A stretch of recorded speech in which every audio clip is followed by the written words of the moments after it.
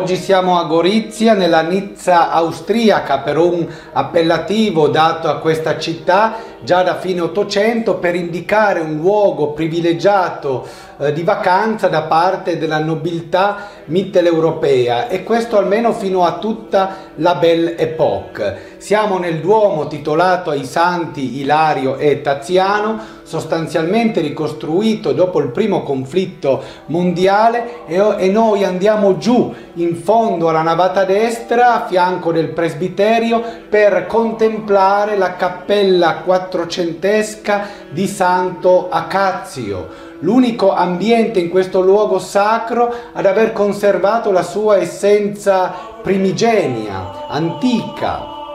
E in questa copertura con volta a stella con 4 punte, in combinazione con una crociera con al centro della volta i simboli degli evangelisti, ecco che negli spicchi fanno mella mostra 16 angeli musicanti, alcuni cantori e altri a coppia, con strumenti musicali di tradizione nordica, probabilmente carinziana. Un arpista e a fianco un suonatore di salterio tedesco a bacchette con 2 fori di risonanza, un suonatore di organo portativo e accanto un suonatore di liuto, poi un suonatore di dulciana vicino a un suonatore di una chitarra, una strana mandola, forse frutto di un cattivo restauro del 1904, già allora molto criticato. E infine, per chiudere il cerchio, un suonatore di flauto alemanno, traverso,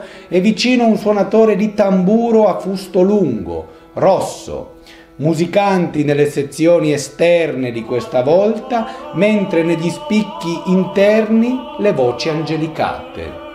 Questo è un reperto rarissimo, uno dei pochi lacerti medievali che Gorizia conserva e che ha inoltre ispirato l'ensemble Dram-Sam e l'Accademia Geoffrey Rudel per operazioni di studio e ricerca, in particolare condotte da Paolo Cecere e Fabio Cavalli, alla creazione del Theatrum Instrumentorum nel castello di Gorizia, che raccoglie una ricca collezione di strumenti musicali ricostruiti e copie di originali in uso in Europa tra il X